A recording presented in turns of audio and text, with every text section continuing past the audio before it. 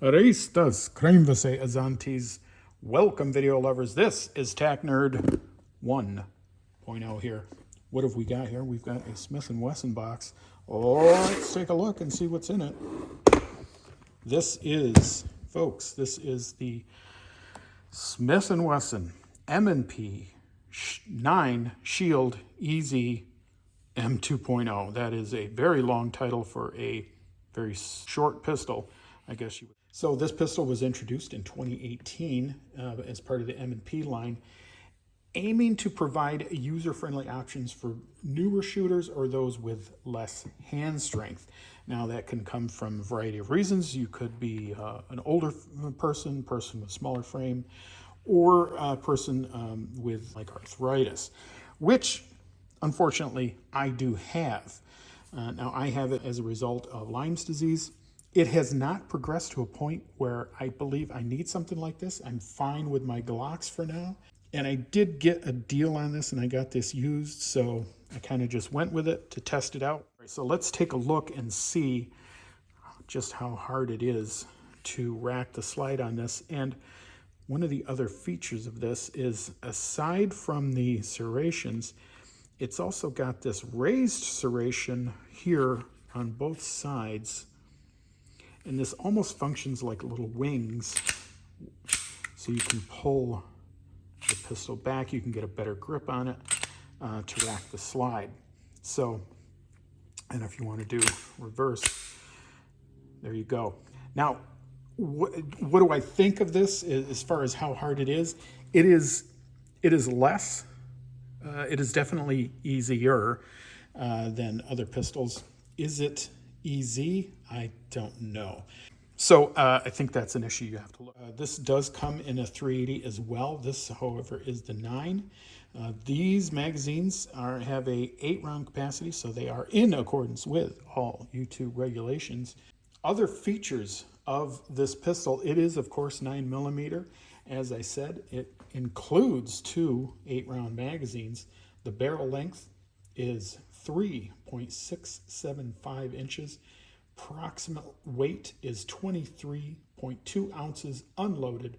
It is a striker fired single action pistol. Includes 2 safeties. Has a slide safety here, which is not too hard to engage, and it has a grip safety here. We will get back to that because that is a bone of contention. Sights are quite good, actually. They are night sights. The front sight is quite nice, quite large, quite bright, which I think, again, for an older person might be quite good. Rear sights are rear U-notch. Again, it does have a good sight picture. You can differentiate the forward and rear sights quite well. I normally go with blacked out rear sights, but I would keep these. These are fine. What other pros are there of this pistol? Well, obviously the lighter recoil spring and user-friendly design make it easier to rack the slide, especially, as I said, with those with less hand strength. The ergonomics of this pistol are quite good. It's got good texture here. Pretty common with most M&P pistols. They have good texture.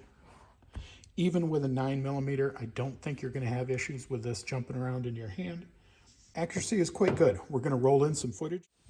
We've got the Smith Wesson Shield EZ. It's Federal 115 grain 9mm.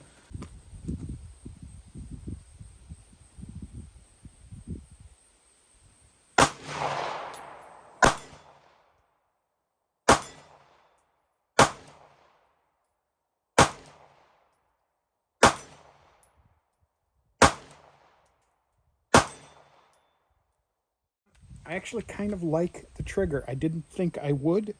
I actually kind of do. It's not bad at all. It's an easy shooting trigger.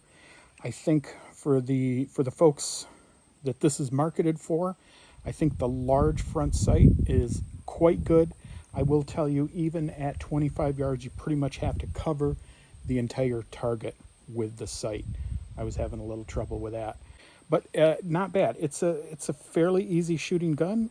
I don't think I think this is great for the novice, for the expert. If you have arthritis, I think this is a great choice. Not something that I will probably be using myself. Had a pretty good time with it. I didn't have any issues. I thought it was actually quite accurate. The trigger pull is actually quite nice. Let's go ahead and test it. All right, let's go ahead and see if we can get a measurement on the trigger. All right, that is saying 5 pounds. Not too bad. Let's try one more. 5 pounds feels about right.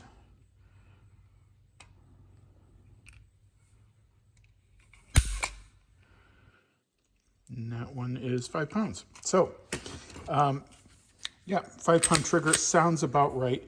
The trigger was actually quite nice. It's got some creep. There's your wall right there. And there you go. Now, the reset, however, very, very quiet. That was it. I don't know if you could all hear that. That was it. I'm going to try this again. See if you can hear that. That was it. I don't know if you could hear it. You can feel it. You can feel it. It is very, very light. Reset. Cons of this pistol. The size. It's actually, for what it is and the capacity that it is, it's actually somewhat large of a pistol. I think I do know, though, why that is. I think, again, for who this is marketed to, I think that person that they are marketing it to, that target audience, would probably want a larger size pistol without being a huge pistol, but they want something that they can get around. They don't want a little mouse gun that is going to be hard, that's going to have bigger recoil. They're going to want to have something they can get their hands around, that it is substantial, also not being huge. So I think that's the reason why it's that large. However, it just doesn't seem to make a lot of sense to me to have it with such low round count. Now, if I ever get to a point where I'm going to need something like this, if I ever get to a point where I cannot rack the slide of a Glock or a pistol like that, would I use this? I don't know, because again, at only 8 rounds, I feel like, why not just use a revolver? Why not just use a snub-nose revolver? 6 rounds of .357 would, a small snub-nose would seem to make sense, or even a .38 with plus P. You can actually, Smith themselves, Smith also sells revolvers with 8 rounds of .357. That would make even more sense than getting something like this, which, you know, I have talked to other people who have used this, who do have reduced hand strength.